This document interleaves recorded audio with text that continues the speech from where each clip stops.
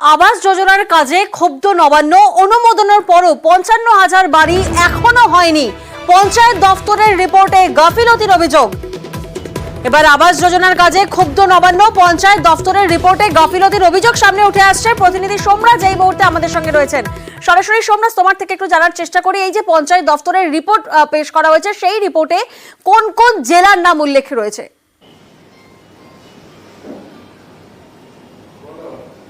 দেখো, একাধিক জেলা নাম উঠে এসেছে, যার মধ্যে দক্ষিণ ২৪ পরগনা তালিকায় শীর্ষে রয়েছে।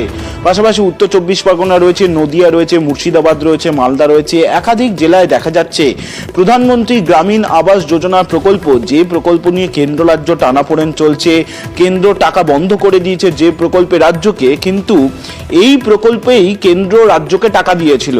দেখা যাচ্ছে কেন্দ্র যে টাকা বরাদ্দ করেছিল এবং যত সংখ্যক বাড়ির অনুমোদন দিয়েছিল, তার মধ্যে এখনো পর্যন্ত ৫৫,০০০ প্রায় বাড়ি তৈরির কাজ শেষই করতে পারল না রাজ্য।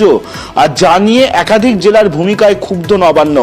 তুমি জানো যে এই যে প্রধানমন্ত্রী গ্রামীণ আবাস যোজনা, যে প্রকল্পে টাকা বন্ধ করে দেওয়ার জন্য রাজ্য নিজে থেকেই সিদ্ধান্ত নিয়েছে যে তারা এই প্রকল্প নিজেরাই পরিচালিত করবে। ডিসেম্বর মাসে প্রথম কিস্তির টাকাও দেওয়া হবে।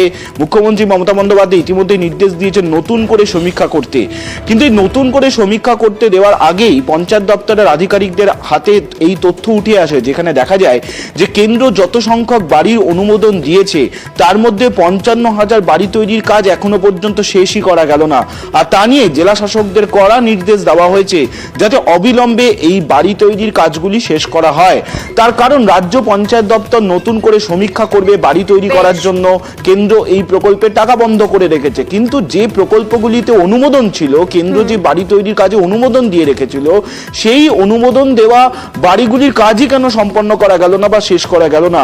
এই প্রধানমন্ত্রী গ্রামীণ আবাস যোজনার প্রকল্পে কেন্দ্র দেয় ৬০% টাকা, রাজ্য দেয় ৪০% টাকা।